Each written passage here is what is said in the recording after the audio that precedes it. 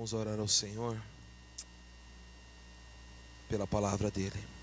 Rei dos Reis, aqui está a sua palavra, Deus.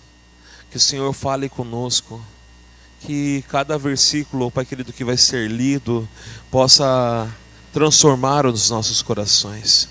A tua palavra diz, ó Pai querido, que nós somos santificados pela tua palavra. Pois o próprio Jesus disse: santifica-nos na verdade, a tua palavra é a verdade. Então que hoje, nesta manhã, nós possamos ser santificados pela tua palavra, transformados por ela e guiados, ó Pai querido, a te conhecer mais um pouco, porque a nossa vida é passar a eternidade te conhecendo.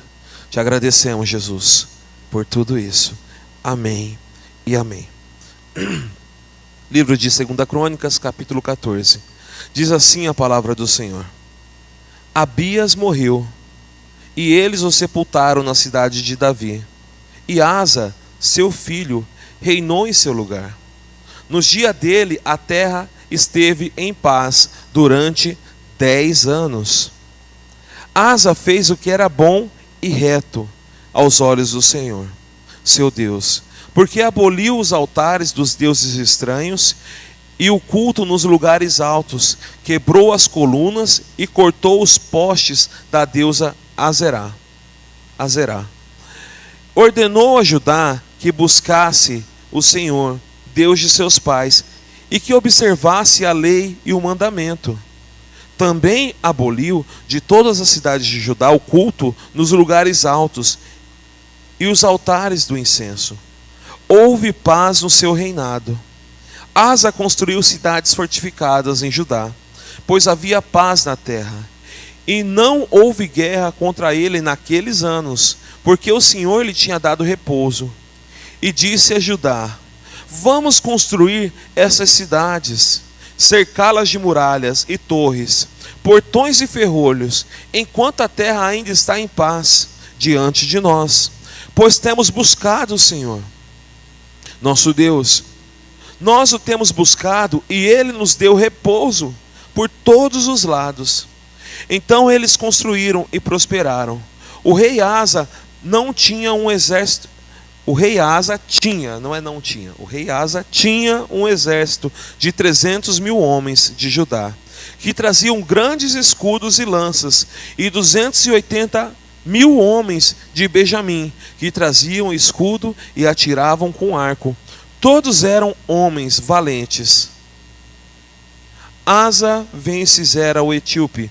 Zera o etíope saiu contra eles com um exército de 1 milhão de homens e 300 carros de guerra. Chegou até Maressa. Então Asa saiu contra ele, e eles se prepararam para a batalha no vale de Zefatá. Perto de Maressa, Asa clamou ao Senhor seu Deus e disse: Senhor, além de ti, não há quem possa socorrer numa batalha entre o poderoso e o fraco. Ajuda-nos, Senhor, nosso Deus, porque em ti confiamos e no teu nome viemos contra esta multidão. Senhor, tu és o nosso Deus, que não prevaleça contra ti o homem. O Senhor derrotou os etíopes diante de Asa e diante de Judá, e eles fugiram. Asa e o povo que estava com ele os perseguiram até Gerar, e os etíopes foram mortos sem restar nenhum sequer, porque foram destroçados diante do Senhor e diante do seu exército. E eles levaram dali muitos despojos, atacaram todas as cidades ao redor de Gerar, porque o terror do Senhor as havia invadido.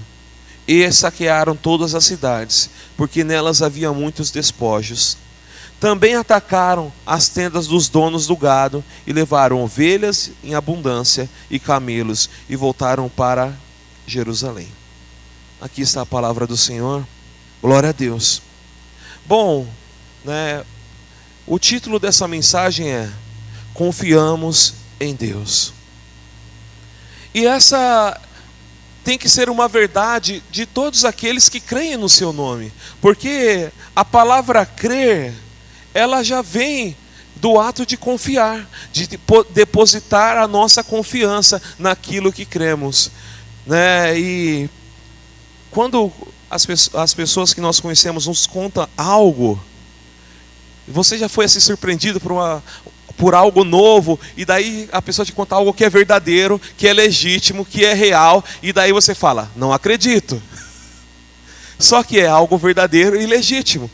E a vida do homem é uma vida de dependência, é uma vida em que nós passamos por coisas tão maravilhosas, e mesmo vendo a mão poderosa de Deus nos surpreendendo, quando nós contamos algo maravilhoso da parte de Deus, e algo verdadeiro e algo real, uma pessoa que diz crer em Deus fala, não acredito que Deus fez isso, não acredito, nossa, só que não é um não acredito de não crer, é algo bom, né? A pessoa fala assim, olha que é algo maravilhoso, e você acaba dependendo de um Deus verdadeiro.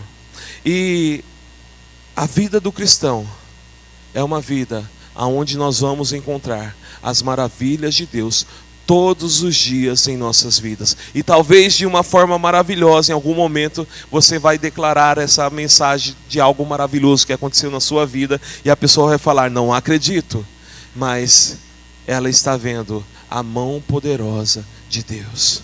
Então, confiar em Deus é andar debaixo de uma vida, é andar debaixo do seu poder e viver uma vida maravilhosa, aonde mesmo quando sair dos nossos lábios a palavra não acredito, você está falando, é somente nesse Deus Todo-Poderoso em que eu posso confiar, porque é algo, Deus faz obras maravilhosas e admiráveis.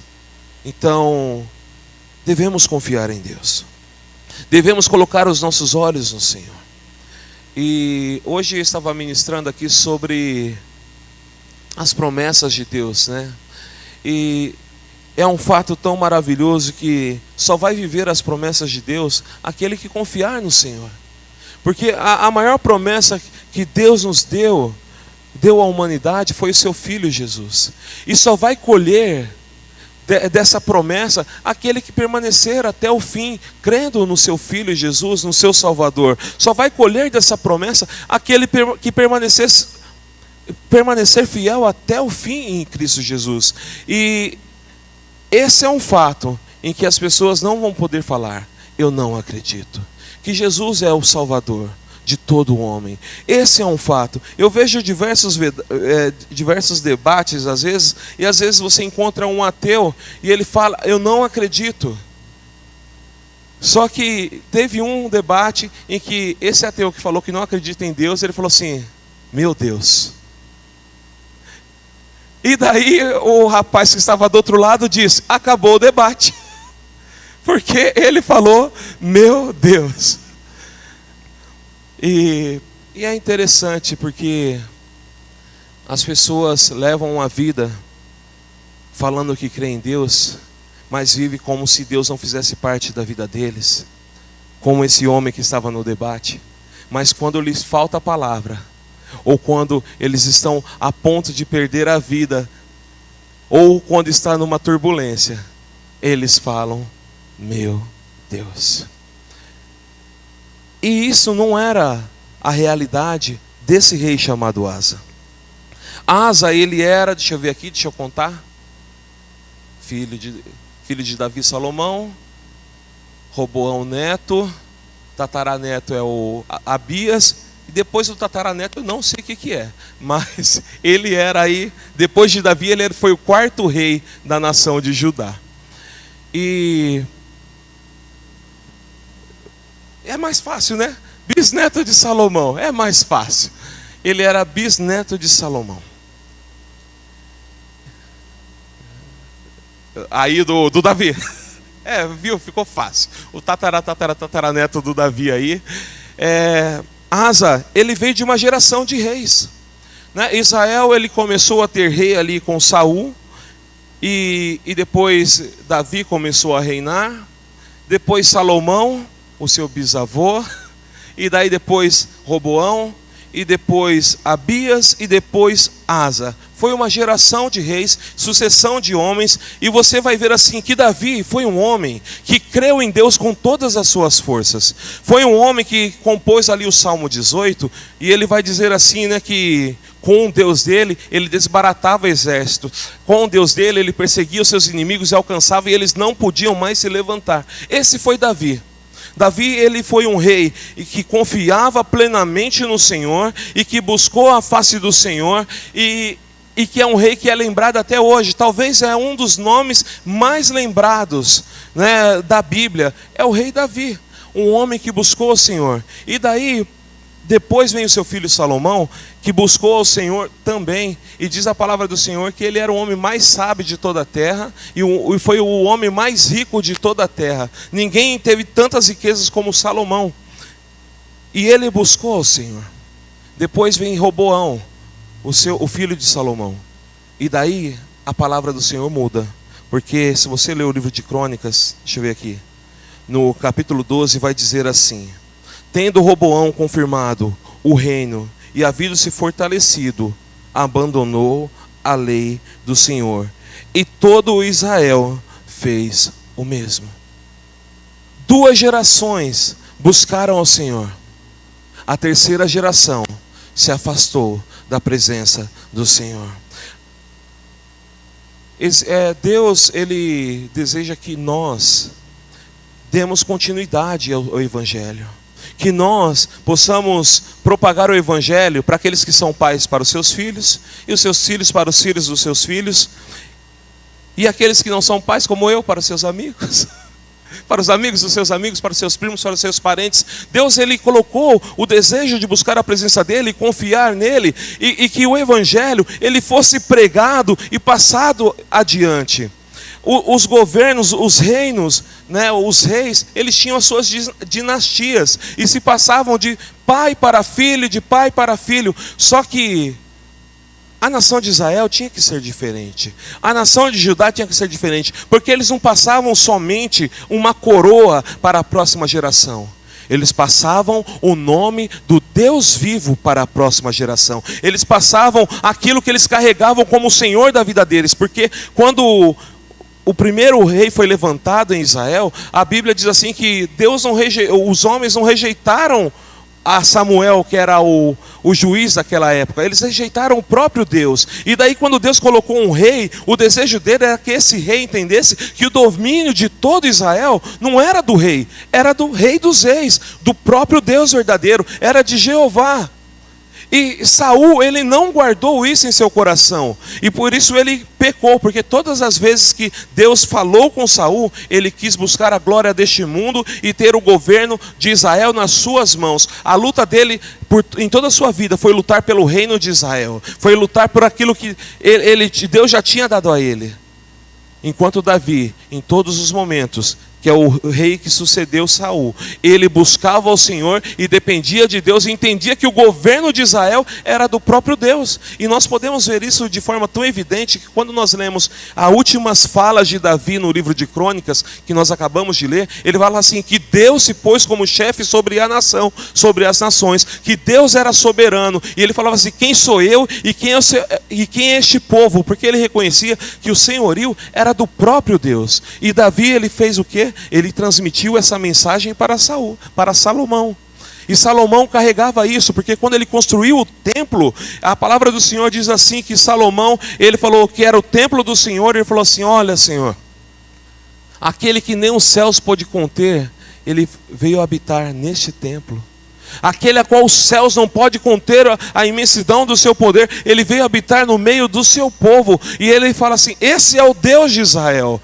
E daí ele faz uma oração, que o Senhor não se apartasse de Israel. E daí o Senhor responde a oração, olha, se o meu povo, se me buscar, se humilhar, me orar, invocar a mim, eu ouvirei a sua oração. Se eles se desviarem e olharem para esse templo a qual está colocado o meu nome, eu ouvirei a sua oração. Então Davi transmitiu que o reino não era dele, era de Deus para Salomão. E Salomão, ele deveria transmitir para o seu filho Roboão que o reino não era dele, era do próprio Deus. E quando Roboão começa a reinar, ele não ouviu essa mensagem.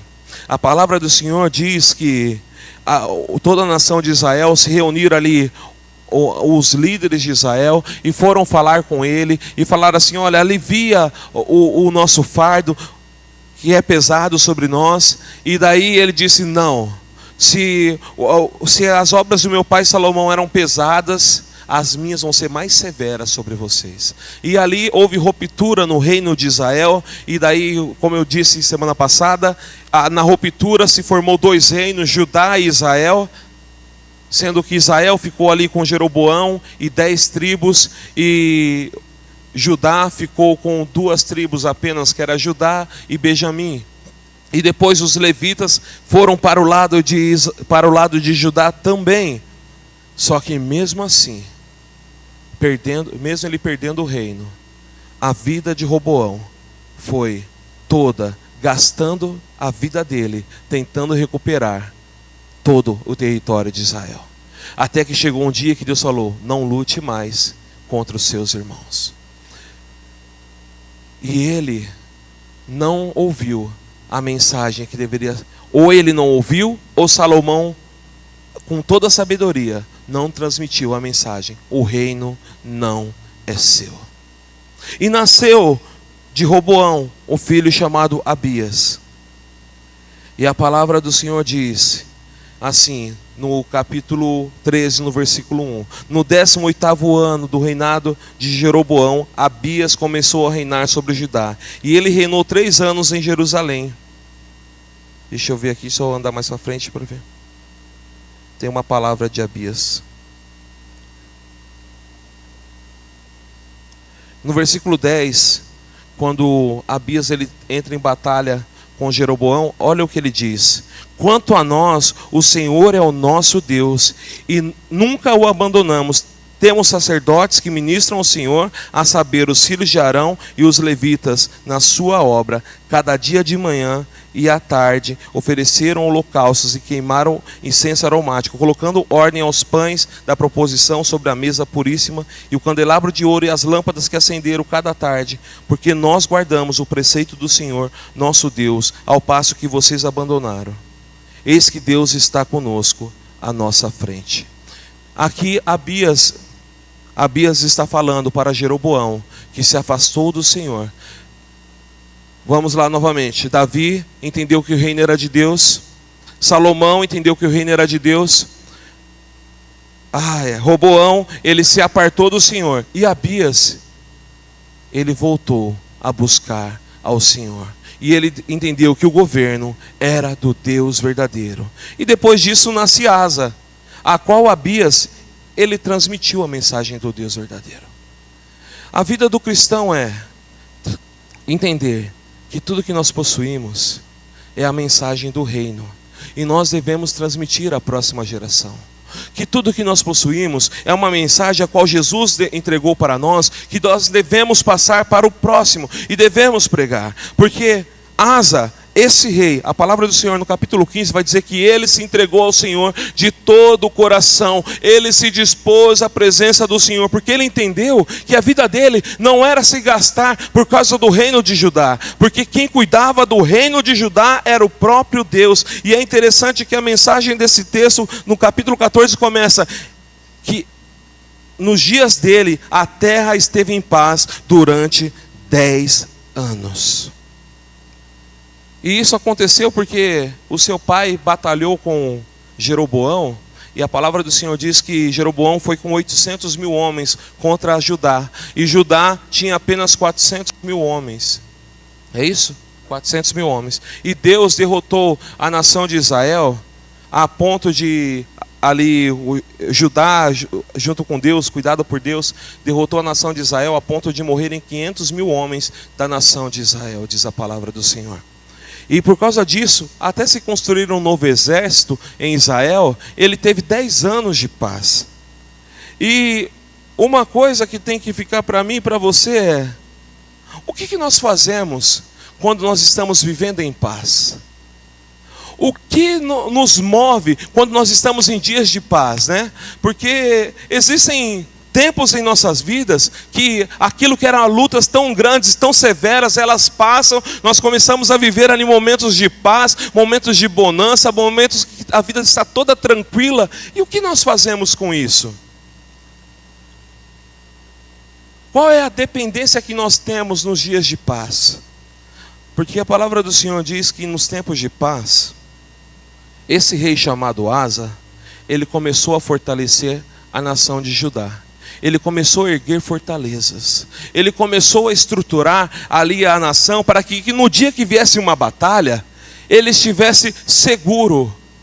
Porque uma das práticas das nações, quando eles entravam em guerra contra outra nação, era construir um cerco na frente da principal cidade e fazer com que eles ficassem ali naquele lugar restrito, a ponto de não chegar comida e que eles morressem até de fome, para depois atacá-los. E a palavra do Senhor diz que ele começou a se fortalecer, criar fortalezas. Está no versículo 5, do 5 ao 8. Asa construiu cidades fortificadas em Judá, pois havia paz na terra. E como nós, hoje, em dias de paz, quando tivermos dias de paz, como nós podemos erguer fortalezas para quando vier os dias difíceis estarmos preparados? Como nós podemos fortificar as nossas vidas?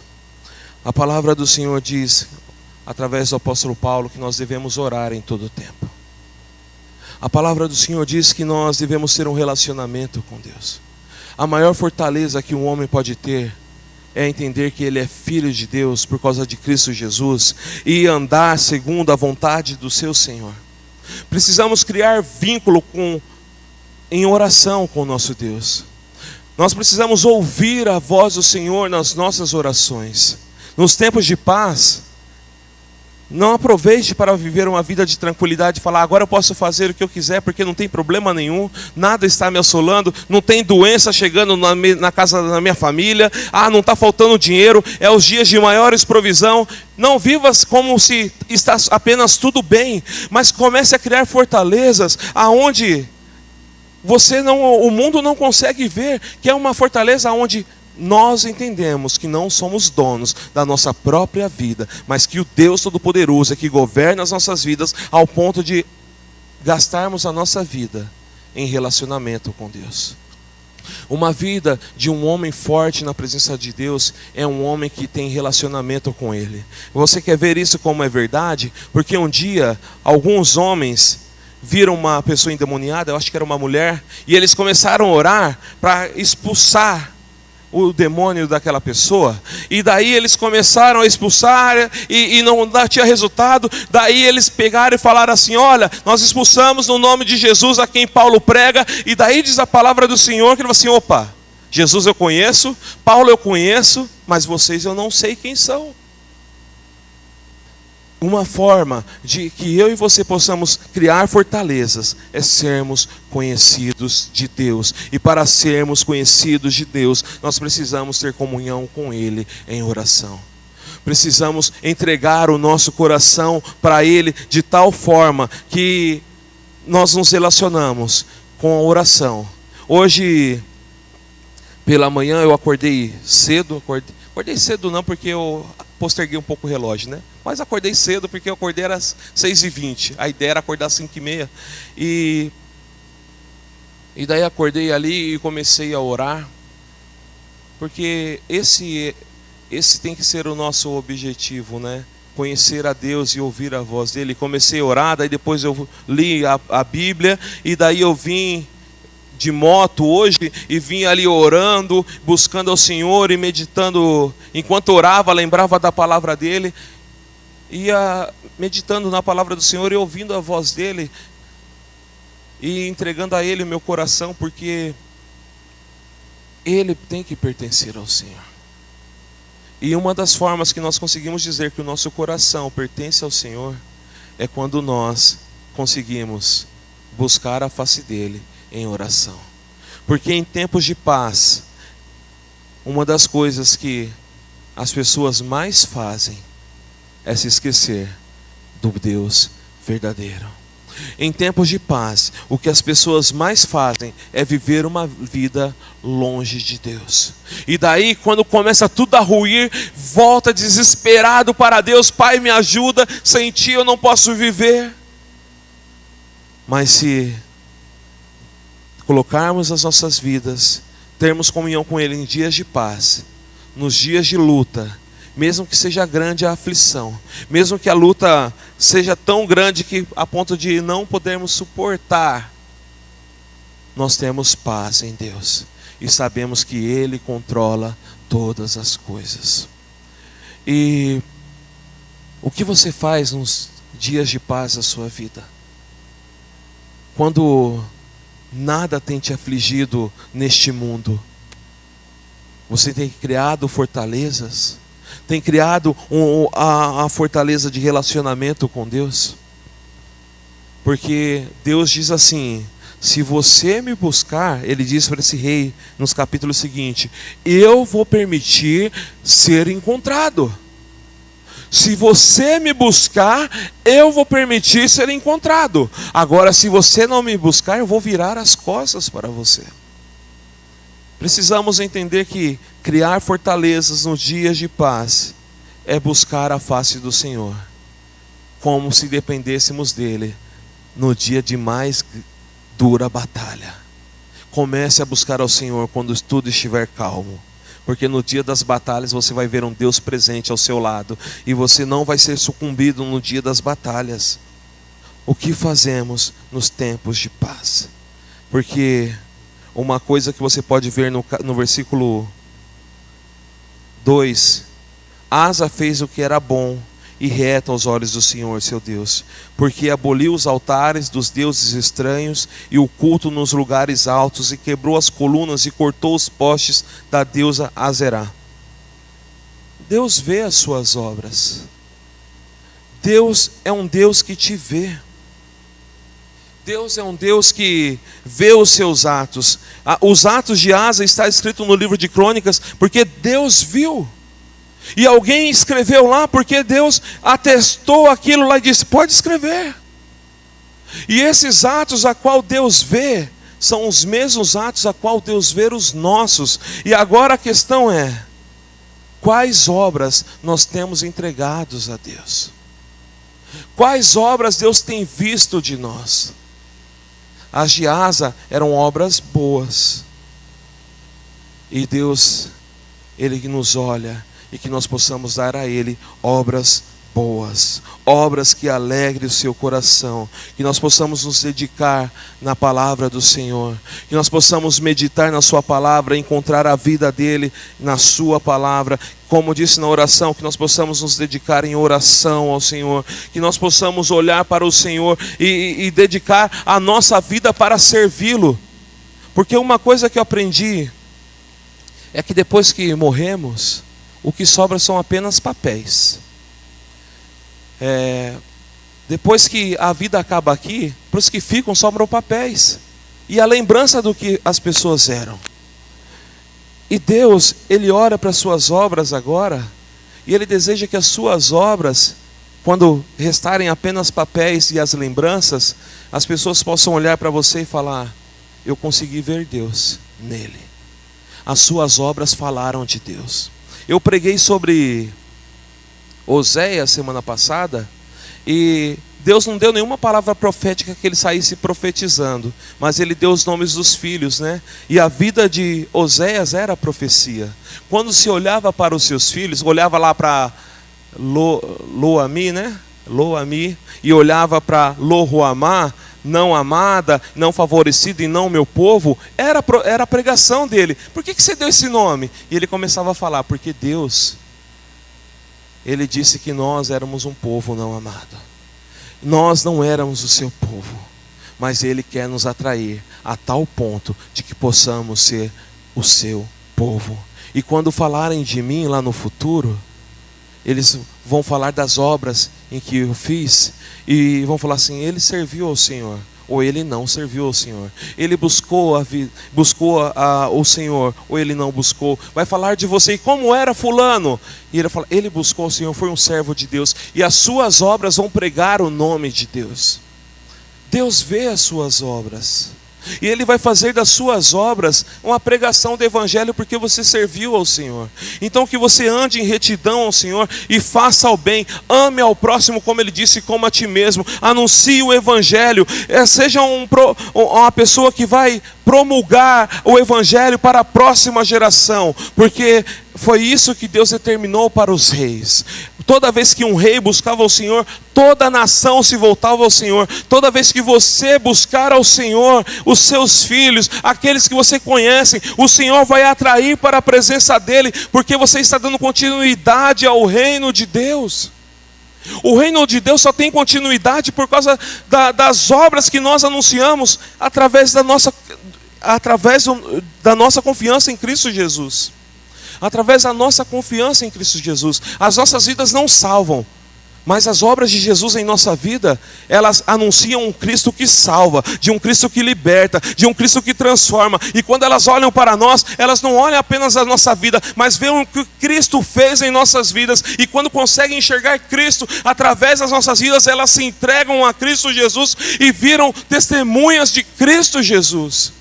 As nossas obras vai dizer muito a este mundo, a que Deus nós servimos, porque você viu ali, e Roboão não buscou o Senhor, e as obras dele são conhecidas como uma pessoa que não buscou a face do Senhor. E quando olharem para nós, vai falar, ele buscou a Jesus, buscou o Salvador da vida deles, e eu quero ter um relacionamento com esse Jesus.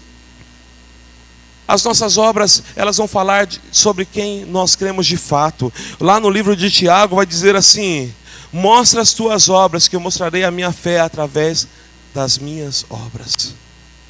Sabe, o resultado da nossa confiança em Deus, as nossas obras são o resultado da nossa fé em Deus, da nossa confiança em Deus. As nossas obras são o resultado de um Deus que nós cremos. E este mundo, ele vai ver o resultado da nossa confiança em Cristo Jesus.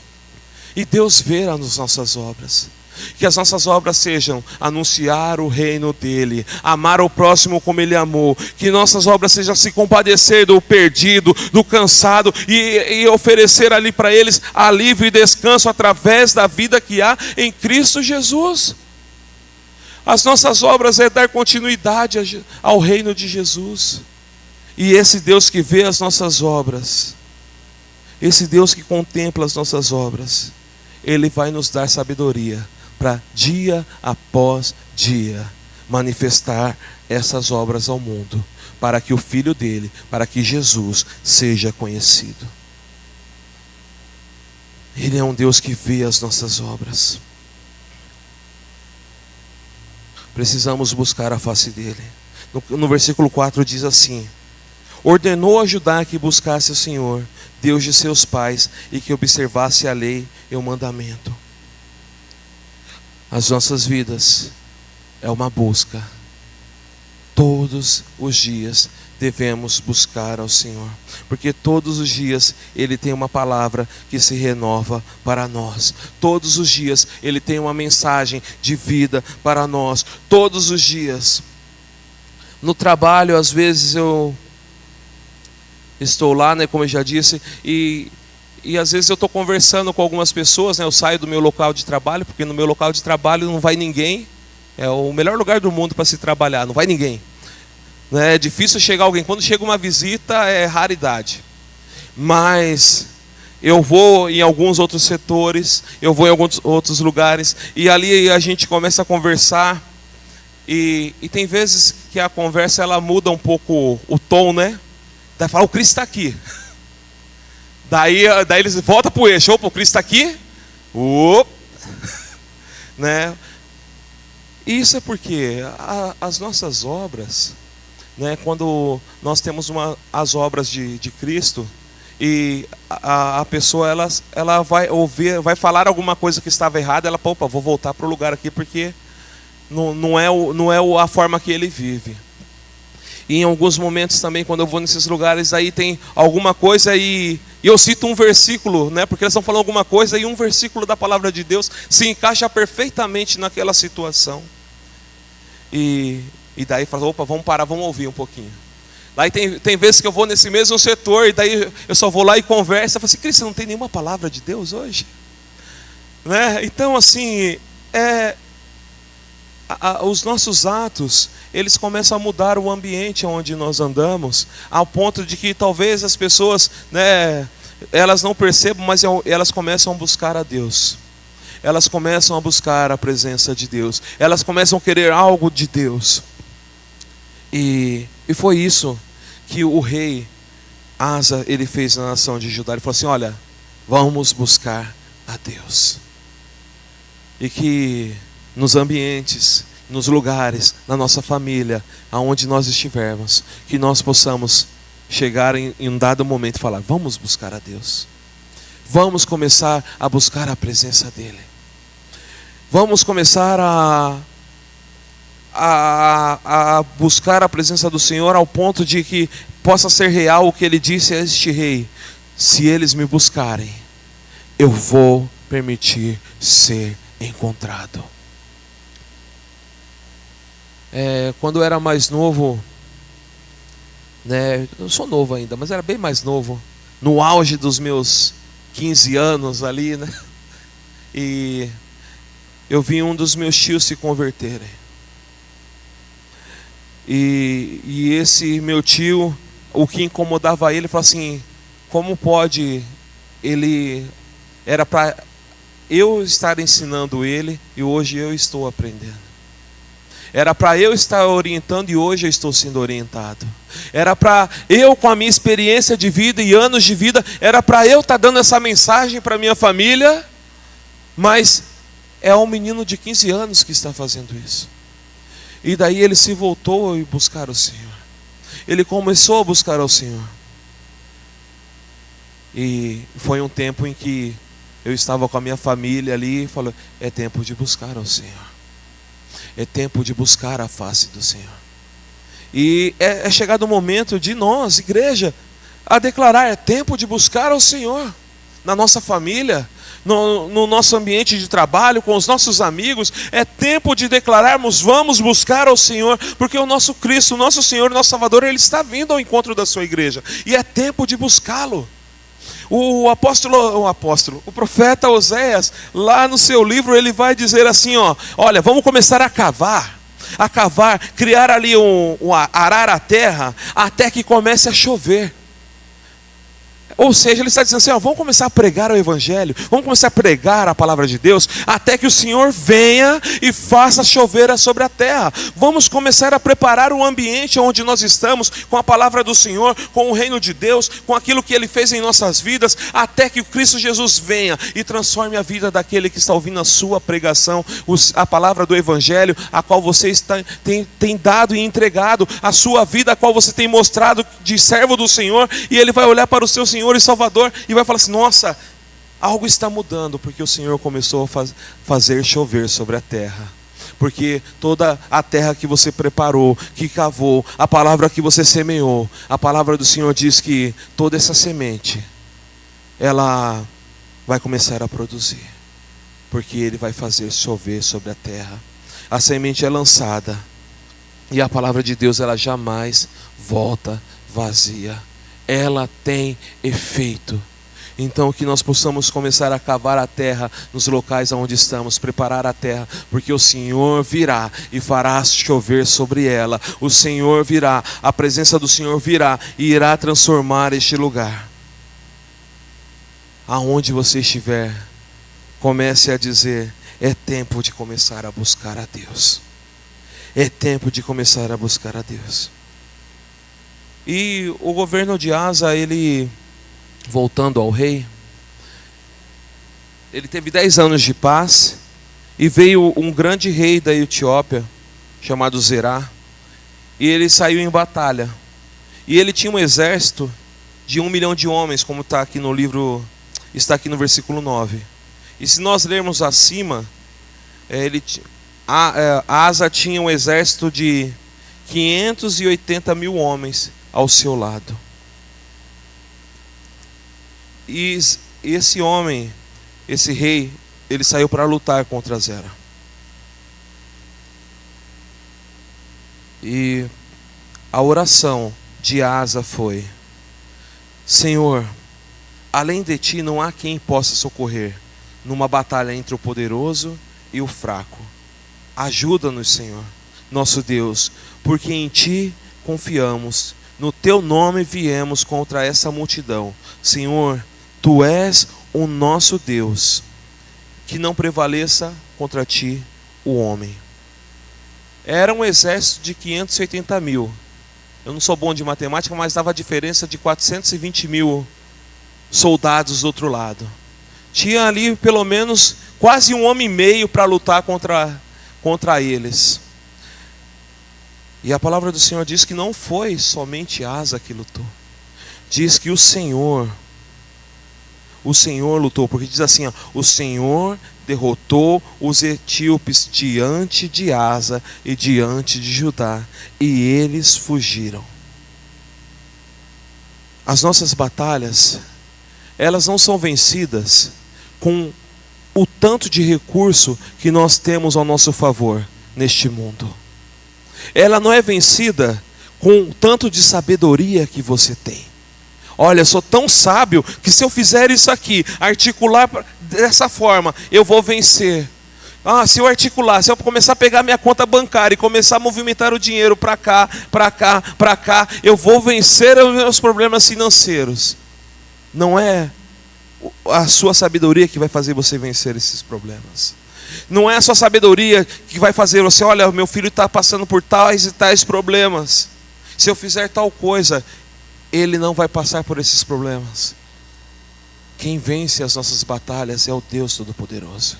Quem convence o homem é o Deus Todo-Poderoso.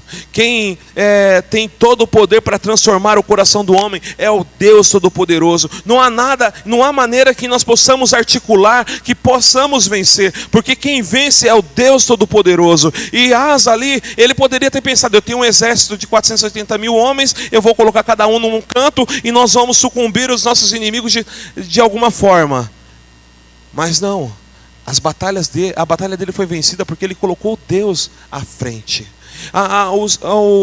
As suas dificuldades, elas vão ser vencidas se colocarmos Deus à frente. Se Deus vir à frente, fica tudo mais fácil, irmãos. Fica tudo mais fácil. Eu já contei isso, os irmãos sabem.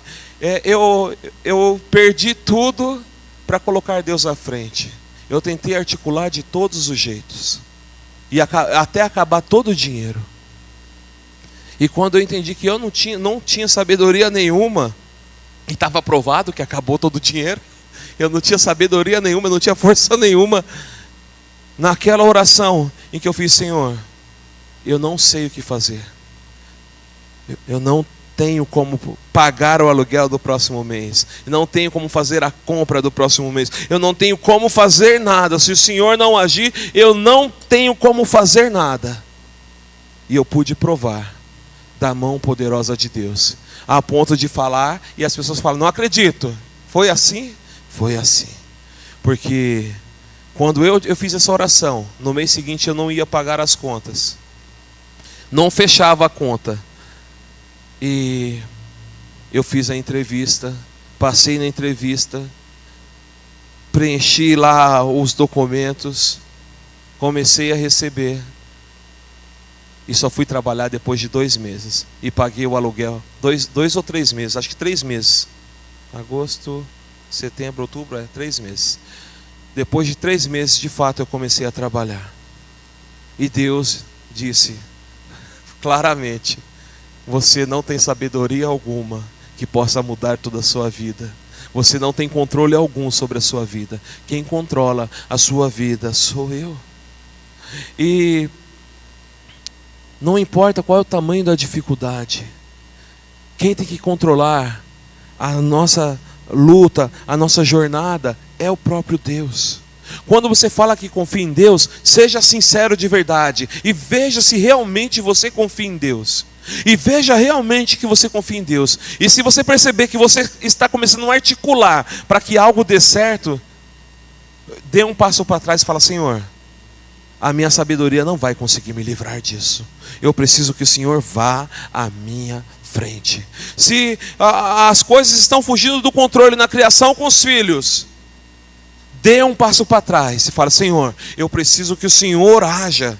Porque foi o Senhor que derrotou os etíopes. Foi o Senhor que mudou a postura do coração do faraó no Egito. Foi o Senhor que convenceu o homem do seu pecado ali através da pregação de Osés. Foi o Senhor que fez a nação se voltar para Ele ali nos períodos de Oséias. Foi o Senhor que fez. O Senhor é quem move todas as coisas. O Senhor é que nos direciona. O Senhor é que nos impulsiona. O Senhor é que nos dá tempo de paz. O Senhor é que nos abençoa nas batalhas, nas lutas, para que possamos vencê-la. É o Senhor. E nós precisamos tirar os nossos olhos das lutas e começar a colocar os olhos no Senhor, para que Ele vá à nossa frente. E quando nós olharmos a batalha, você vai ver assim: o Senhor derrotou os etíopes. O Senhor derrotou o problema da escassez de dinheiro. O Senhor derrotou a enfermidade que parecia incurável. O Senhor trouxe a cura. O Senhor libertou aquele que parecia que jamais seria livre. Porque às vezes nós olhamos para alguma pessoa e falamos assim: essa pessoa não tem jeito. É porque nós queremos dar jeito, é porque nós queremos trazer resultado, é porque nós queremos que ela se mova de tal forma. Mas nós temos que começar a declarar: o Senhor pode dar jeito, o Senhor pode transformar, o Senhor pode transformar, porque Ele diz na sua palavra que Ele pega aquele que estava sentado sobre um monte de lixo e faz se assentar com príncipes. O Senhor pode dar jeito para aquele que você fala assim: para esse não tem solução. É impossível, não tem o que eu possa pregar e não haja solução. E Deus pode dar jeito para aquele que está tão perdido na sua família e você fala: ele precisa de Jesus. O Senhor pode dar jeito. Para aquele que você fala assim: ele não quer nem ouvir a palavra do Senhor. O Senhor pode dar jeito. Ele não aceita nenhuma oração. O Senhor pode dar jeito. Coloque o Senhor em primeiro lugar. Pare de tentar ter o controle. Deixe Deus controlar a sua vida. Pare de tentar ter o controle. Pare de tentar com seus recursos carnais, com a sua sabedoria limitada. Pare de tentar controlar, falar: enquanto eu tiver dinheiro vai ter solução. Porque eu posso falar para você: o dinheiro acaba, mas Deus prevalece, Deus permanece, Deus não muda. Eu posso dizer para você: você vai ficar cansado, mas o nosso Deus, Ele não se cansa, Ele não se fatiga. E o nosso Deus, Ele renova as nossas forças. Você vai poder dizer assim: eu não sei o que fazer. Porque um dia, o filho desse rei chamado Asa, que é Josafá, ele falou: Senhor, nós não sabemos o que fazer, porém os nossos olhos estão em Ti. E quando ele disse isso, o Senhor já sabia o que fazer. O Senhor já sabia o que fazer. E quantas vezes você, talvez na sua vida, já se expôs diante de uma situação em que você disse: eu não sei o que fazer. Eu não sei o que fazer. E daí você buscou o Senhor, e você viu o Senhor trazendo solução. Ou talvez um dia você vai estar nessa posição, e você vai dizer: eu já fiz de tudo, e eu não sei o que fazer. E lembre-se dessa palavra: o Senhor vai permitir ser encontrado por aqueles que o buscam. Se você me buscar, eu vou permitir ser encontrado. E você vai ver um Deus que vai à sua frente e derrota os seus inimigos, a sua dificuldade, os seus problemas, as suas adversidades. Você vai ver um Deus que se impõe à frente. A palavra do Senhor através de Davi, lá no Salmo 18, vai dizer assim, né? Porque foi o que aconteceu justamente aqui na vida de Asa, que era o seu tataraneto lá, como o pastor fez a conta, né? E aconteceu exatamente aquilo, porque quando o Senhor derrotou seus inimigos, o rei, deixa eu ver aqui, o nome dele é Zerá, né? O rei Zerá, com os seus soldados, de 1 milhão de soldados, eles começaram a se pôr em retirada. E eles começaram a correr, a voltar para a sua nação. E diz a palavra do Senhor que a nação de Judá, aqueles 580 mil, começaram a correr atrás deles e foram derrotando durante a sua jornada até a nação que eles estavam fugindo. E com certeza eles não chegaram até lá. E diz que eles foram destruídos, esmagados. E Davi diz assim, que Deus era o Deus que o cingia de força, que ele perseguia os seus inimigos, alcançava os seus inimigos, destruía os seus inimigos, e eles não poderiam mais se pôr de pé. E foi o que aconteceu na vida do tataraneto dele. Ele perseguiu os seus inimigos, alcançou os seus inimigos, e ele não pôde se pôr de pé.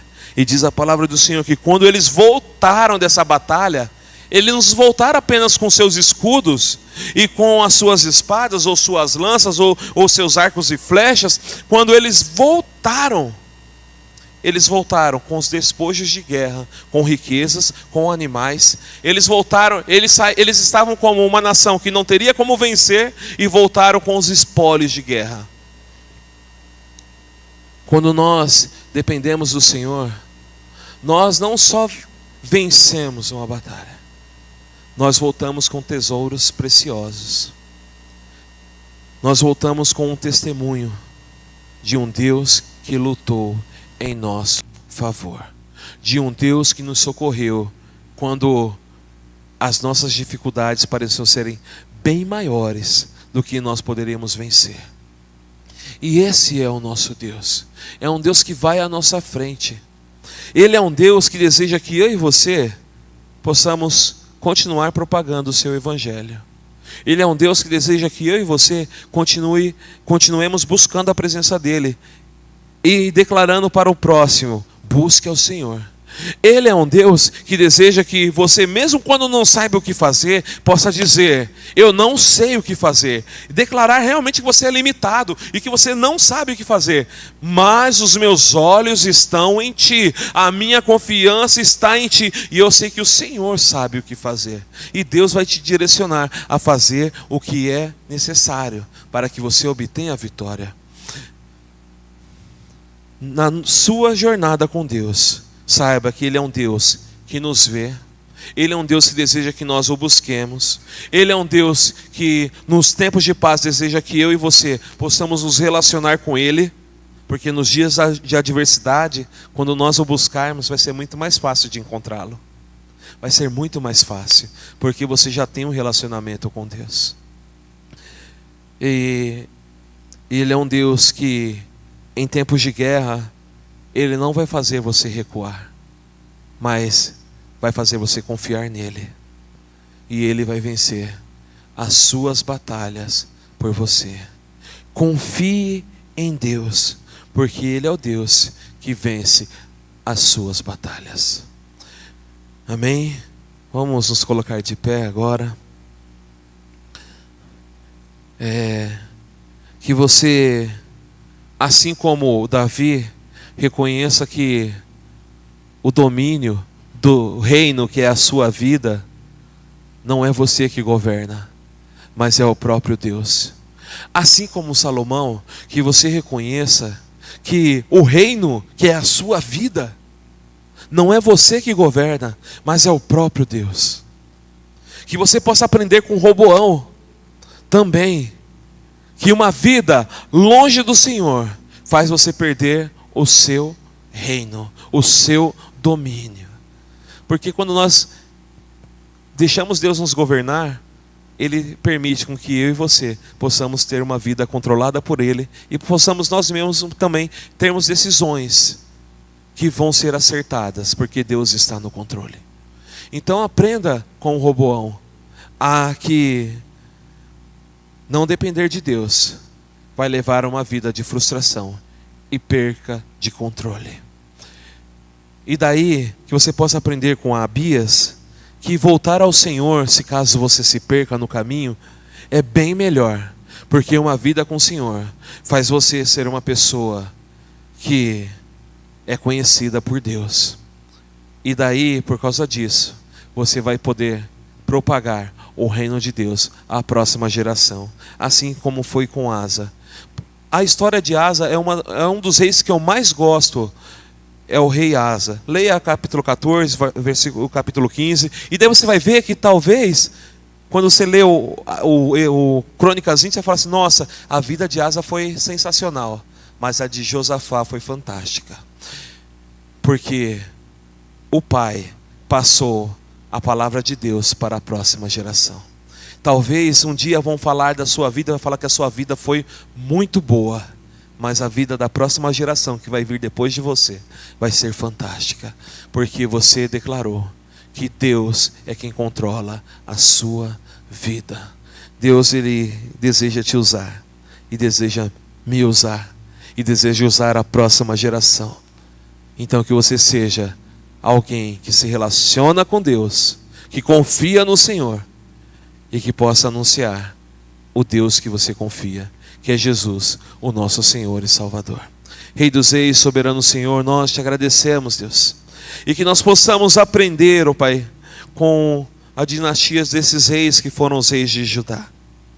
Que nós possamos aprender, Senhor, a confiar em Ti, a não queremos ter o controle, porque Saul quis ter o controle, quis ser dono, quis dominar Israel, e ele perdeu o reino. Davi entregou o seu coração ao Senhor, entregou toda a nação de Israel, e o Senhor disse que haveria sempre um rei da geração de Davi, que governaria sobre Jerusalém. E o Senhor cumpriu isso, porque um dia veio Jesus, da descendência de Judá, veio Jesus, o nosso Senhor e Salvador, veio Jesus, e Ele governa eternamente, eternamente. A promessa do Senhor se cumpriu em Jesus, e Jesus é a palavra viva, Ele é o Senhor, e Jesus é o nosso Salvador, e Jesus é aquele que nos dá a direção para a Tua presença, Ele é o acesso, Ele é o caminho para que possamos retornar para Ti. Para que possamos retornar para Ti. Porque talvez nesse momento nós poderemos ser como Roboão. Talvez as nossas vidas possam estar sendo como de Roboão, afastadas da Sua presença, longe do Senhor, tentando também ter o domínio sobre as nossas vidas. Mas agora nós renunciamos uma vida como essa. Agora nós renunciamos uma vida como essa e declaramos que nós queremos ser uma vida como a do rei Abias, como a do rei Asa, como a do rei Josafá. Nós queremos ser uma vida a qual renunciamos a nós mesmos, para que possamos ter um relacionamento contigo, para que possamos ouvir a Tua voz, para que possamos depender de Ti, para que possamos ter a nossa confiança somente no Senhor Jesus. Renunciamos às nossas vontades, os nossos desejos, os nossos planos, aquilo que nós estávamos articulando, Senhor, para obter êxito nessa terra. Nós renunciamos, ó Pai, e declaramos apenas uma coisa: os nossos olhos estão em Ti, o nosso coração está em Ti, a nossa busca está em Ti, o nosso coração está voltado para Ti, a nossa alma está entregue a Ti. Renunciamos a nós mesmos,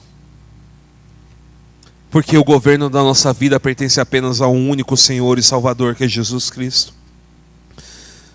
Porque o futuro das nossas vidas é conhecer o Senhor dia após dia.